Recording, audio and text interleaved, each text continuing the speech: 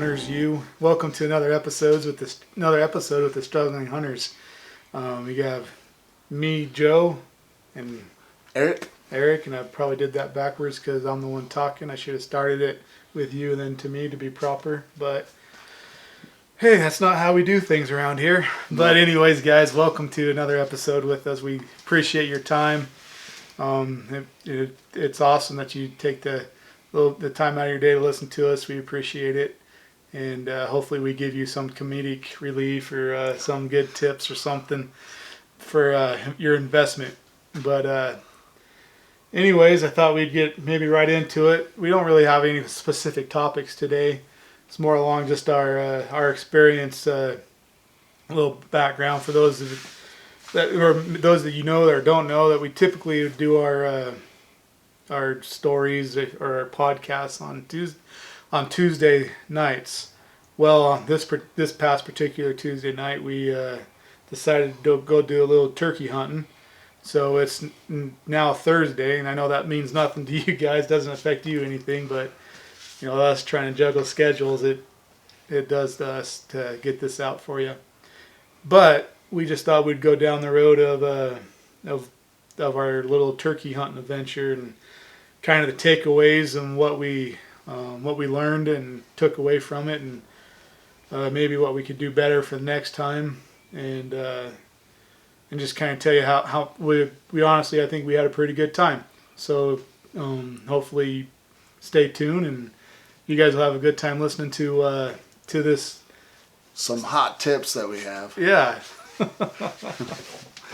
So, well, I guess like to start it off, went up to this new area that I've never been. Joe's never been. Never.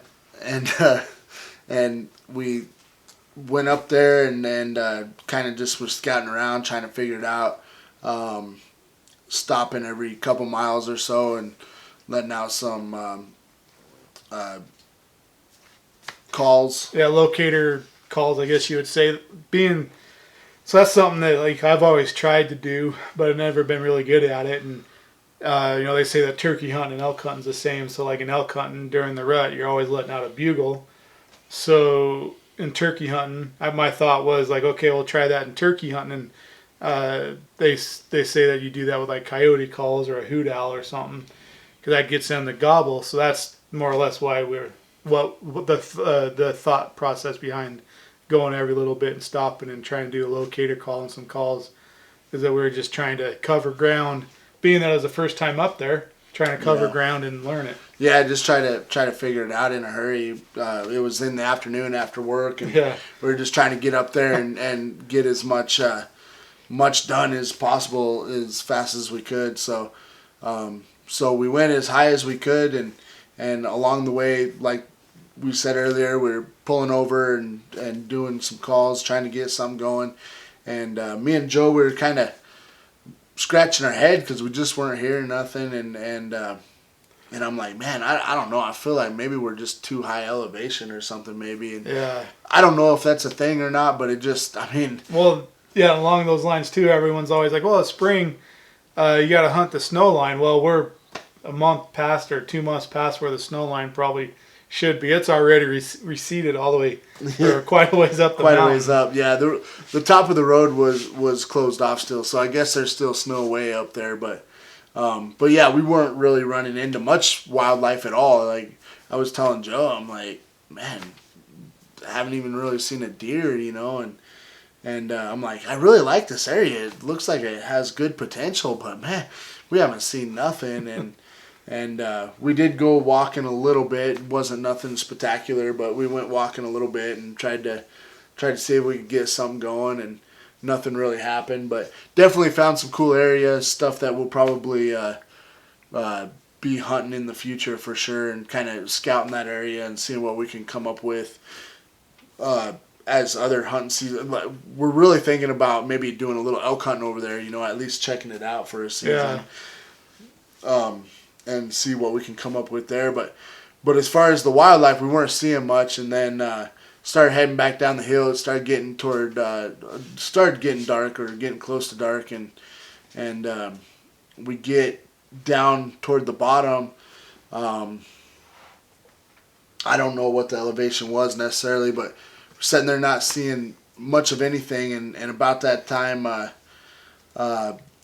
we saw like 5 or 6 deer. Yeah. And then we went a little further, and there's a couple more deer. Yep.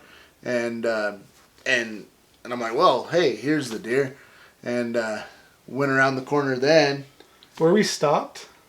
well, we stopped whenever we. Oh, okay, but we were still going down the road. Yeah, we were still going Okay. down the road. We were just kind of creeping down the road, going slow, and sort of looking for turkeys still, and about we went around the corner and saw about 13 or 14, Yeah. 14 elk, 14 elk. and sat there and watched them for a while, and then that's whenever we stopped for Yeah. a minute, Okay. and watched them for a while. So then we were seeing all this wildlife, and we're like, oh wow, there is wildlife up on this mountain. And so like the whole time we're kind of like, oh man, this is, even though no turkeys, this is huge success for the elk and the deer, and a new area, and like we're like, oh, it's a couple months till the actual elk season, so who's to say that they're really going to be in this area when elk season comes? But who's to say that they're not going to be there? But you know, like it's just was kind of one of those like, oh, this is awesome. Yeah, something to definitely pay attention to. So it was a really cool area, and it was a blast. And I don't know if you want to take it from there. I guess I let could you fill in. Yeah, well, you might be able to fill in a little better than I can. I don't know. You fill in the area pretty good. Oh yeah. But anyway, so we know we're kind of high-fiving each other over this accomplishment of finding the elk from the road.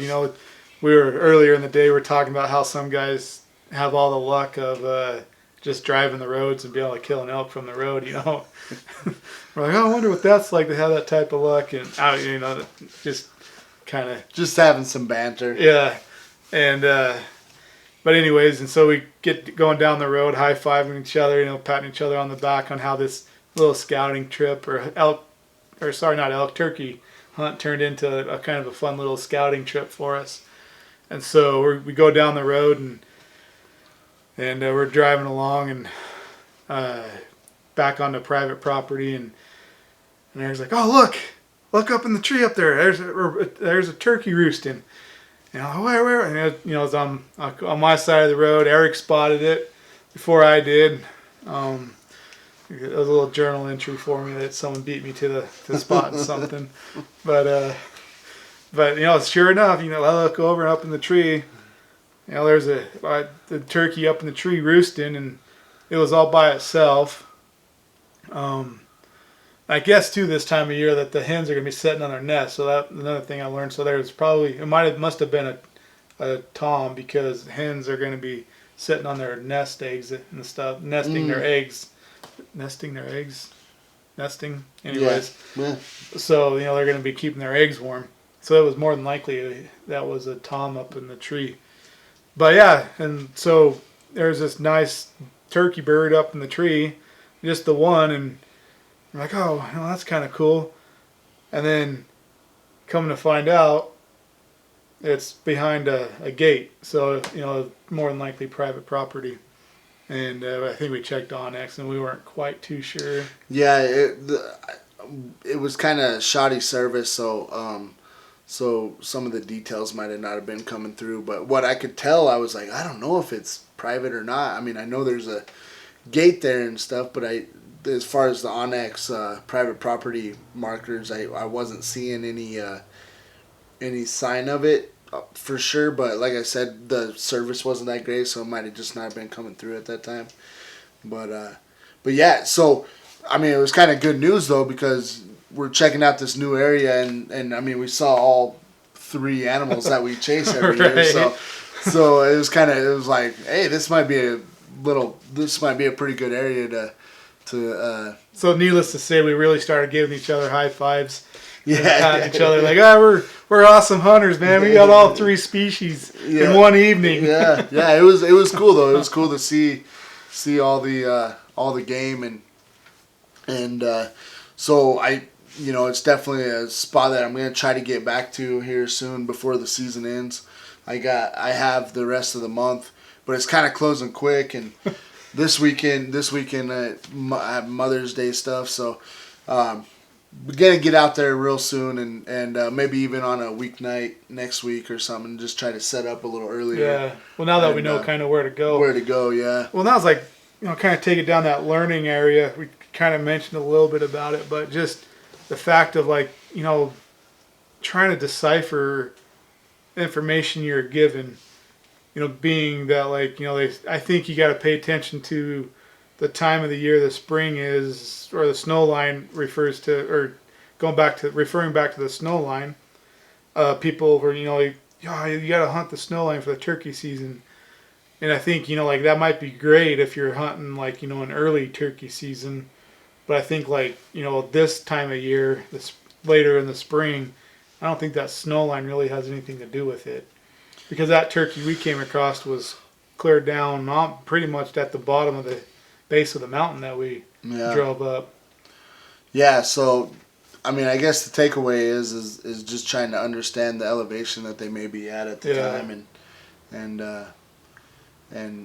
I think there's a little more water down there too, and that's because we're literally going up the side of a mountain, and as far as water, well, I take that back. There was quite a bit of water. Right. There's a creek that was running through on top there, so I guess there's water up top too, but I think down low is kind of just where they're hanging out at, and I said it in the last podcast, I spotted a few other turkey, and they were kind of down lower in elevation too, so I'm kind of thinking that their habitat is a little bit lower than we thought. Than we originally thought, yeah. So, we're trying to figure this turkey stuff out and get better at it, and just I think half the game is just trying to figure out where they are, and so we kind of have a jump on. Well, we saw the one, but feel confident that there's more there, right? And kind of have a good place to start. So hopefully in the next couple weeks, we'll go out a few more times and hopefully try to get it done, and walk away with this turkey season as a success. Right. Which, I'll be honest, if it becomes a success, like I'll feel pretty fortunate for it, because like as far as the amount of time, preparation and time that I put into it this year so far has not really been the greatest. So if I walk away with something, I'll be pretty stoked, because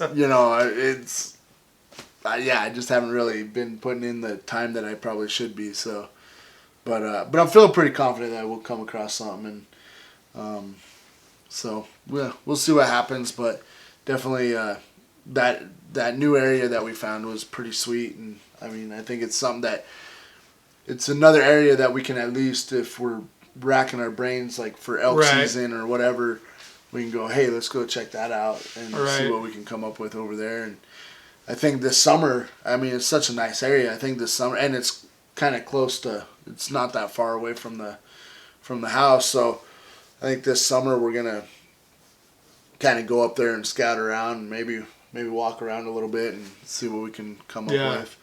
So yeah, it's close enough too. That's the one thing. Like as being a new transplant into Colorado and leaving Utah, and I was telling Eric, like, it's such a new experience that it's all new. Mm-hmm. Like, I don't have I always referred to going, I guess, above the B there in Utah. And that was always over hunted, but I guess my closest place to go. And so it's like now, I'm trying to find that new close place to go. And you knew you had a chance, huh? Right. Because I've been doing the same thing, trying to find that place close to home, so after work I can just get my stuff together and go.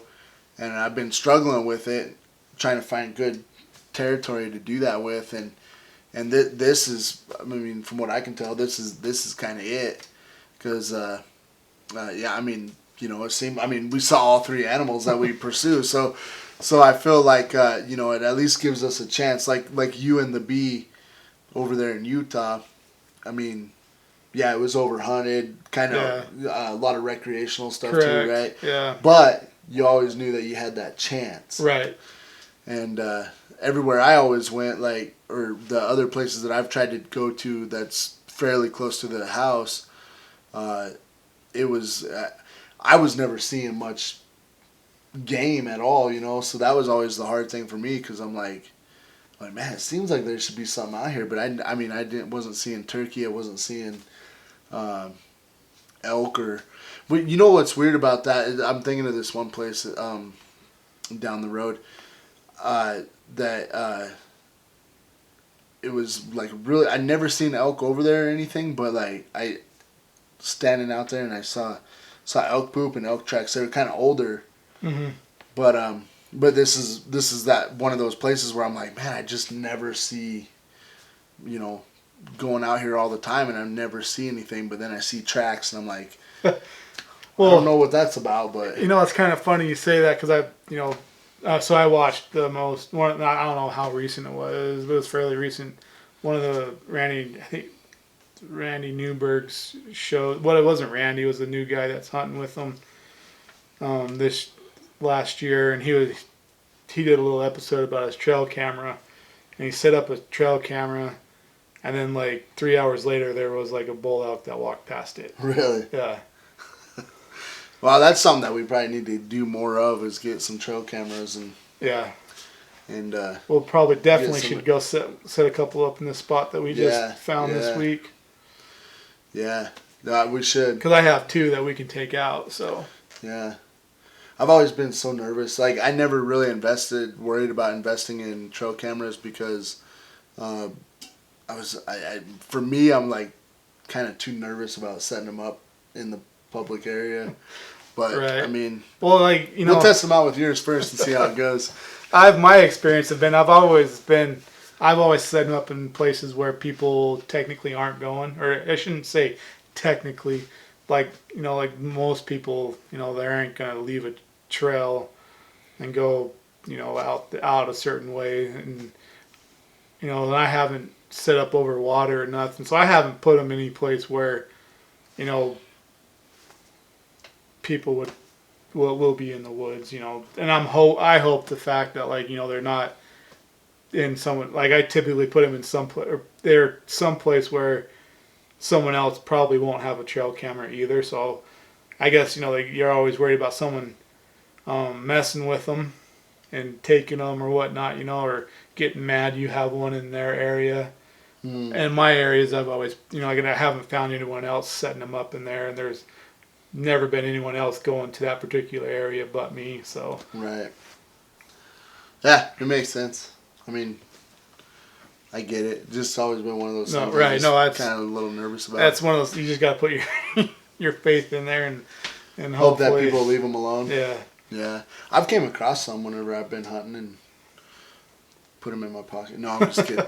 Eric won't admit to having any, but he's got a whole backpack full. Yeah.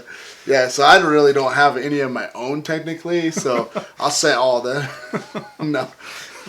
Just kidding. No, none of that's true. So don't think it is. I mean, might not be. I don't know. Can confirm nor deny. Yeah. No, I usually try to avoid them if I see them set up or something. I'll just try to walk around so they don't take a picture of me. So. I've come across a couple and I've actually stopped and waved. Oh, did you? Well, I thought about the one time or this last year I came across one and I thought about doing that, but then I was like, I'll just leave it alone. So, but no, it's interesting though. I don't know. I would love to gather that information and stuff. I just, like I said, I've always my only hesitation to ever buying one was just, I'm like, man, even if I bought a cheap one, I don't want to be out that money if somebody was like, oh, trail camera, I'll take it for myself. So. Right. Well, the other thing too is I don't know if it's I'm sure it is possible, but talking about codes, I set mine up. I don't know if I remember all my codes to get back into them now. Oh, there's a code to get it. Oh, well, I guess that helps a little bit. Yeah. But if somebody just saw one, they don't know much about them. Like me, I don't really know much about them, and if I had that mindset, Right. still take them, I guess. Yeah. I don't know. I mean, it's kind of messed up, but anyway, yeah. It just. So that'll be one thing we'll be doing this year is setting up my trail cameras. Yeah. I guess if we have good luck with it, maybe I'll buy a couple of my own. Yeah. I'll show you the ways. Yeah. That works. No, I'm excited to check it out and see the data in them and Right. and see what comes from it. But yeah, as far as the turkey hunt, I think that's kind of all we have to report. But it was definitely neat seeing all that wildlife because we were kind of to kind of reel it back a little bit before we went down to that certain elevation. We were kind of discouraged about the mountain. I'm like, man, this mountain just seems so cool, and it seems like there'd be wildlife all over it, but we weren't seeing anything. Couple rabbits. Yeah, I did see a couple, 2 or 3 cottontails. But other than that, we weren't seeing nothing. And so then whenever we hit that elevation, we finally saw that, and it was reassuring to us, like, oh, this might be a good mountain to keep in mind for. That herd was a little small though, Yeah. But I mean, I don't know. It might have not been the full herd or whatever. It's hard to say. Hard to say, but we did see them. Yeah. And there was I will say though, there was more.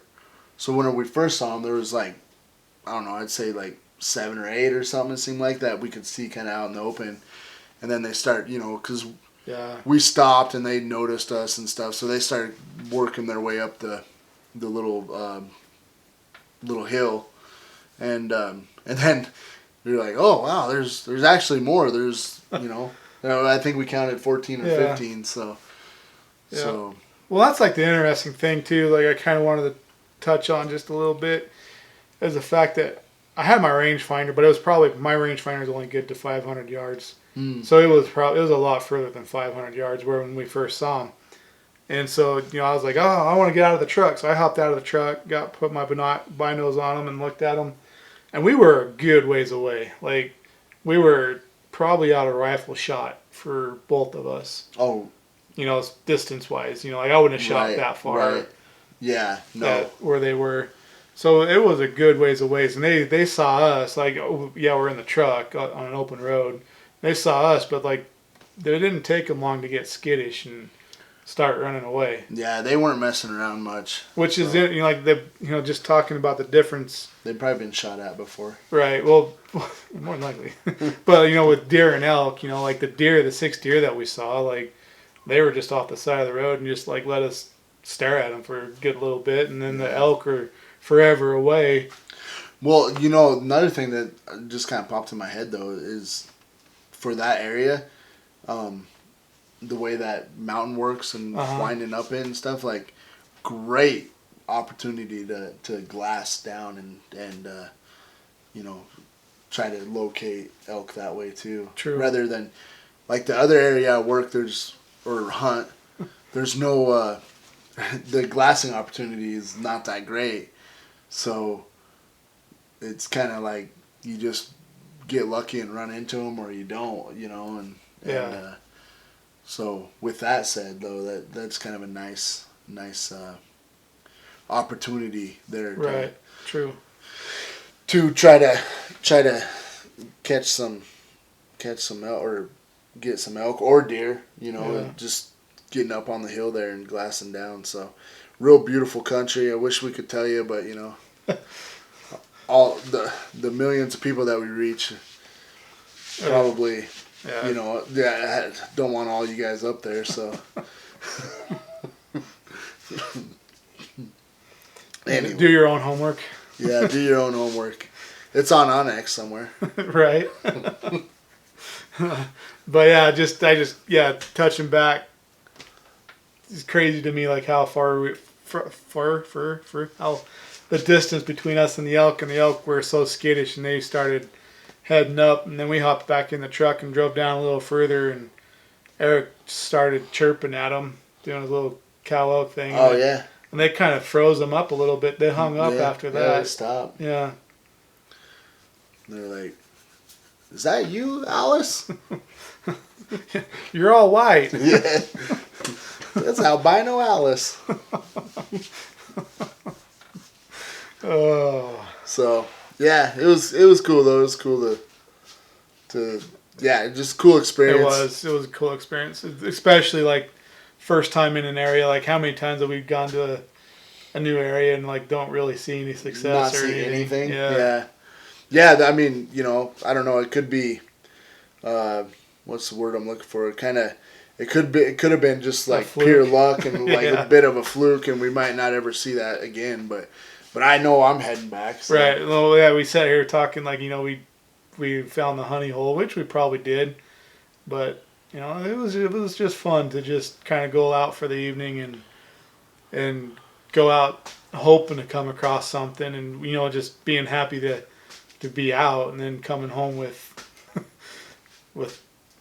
finding all three species that we hunt. Yeah. And within being gone for like 3 hours. Yeah. And then something that I was kind of pondering is, I mean, it'd probably be a little difficult to do, but what would be kind of nice is how that area is set up. Is if keep going back everyone like a couple times a month or something to follow those elk and see, kind of like try to spot them again and locate kind of how they work up the mountain, and like right. By the end of the summer, are they going to be on the very top, or I mean, they might even be, elk are pretty nomadic, so they might be completely out of the area, but if you could, if it was possible to kind of, there's enough glassing opportunity, right? You probably get away with doing that, right? Glassing them True. up. True. So, yeah, I guess with that, do you have any closers? No, it just the closer would just be like I said a couple times, is this was just fun to kind of get out and do a quick little locate thing with the turkey and trying to bird dog the areas and find where the turkeys are, and pretty much run the whole mountain range just to figure out they were back down at the bottom. So it was just that was just one of those things. You got to cross those areas off as quickly as possible, and that was kind of fun to actually kind of do that. Yeah. And the way that mountain was set up, it was kind of easy to do that. Yeah.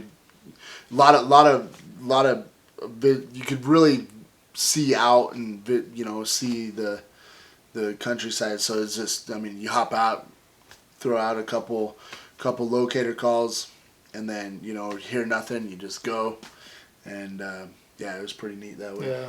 But so yeah, I guess that's my closer too. Is it just kind of nice? I guess it was nice to get some success of just locating some turkeys and being like, oh, and you know what, we can kind of hunt these. Like if that was even on private, it's okay because public is right there. Yeah. So I know that the turkeys are in the area.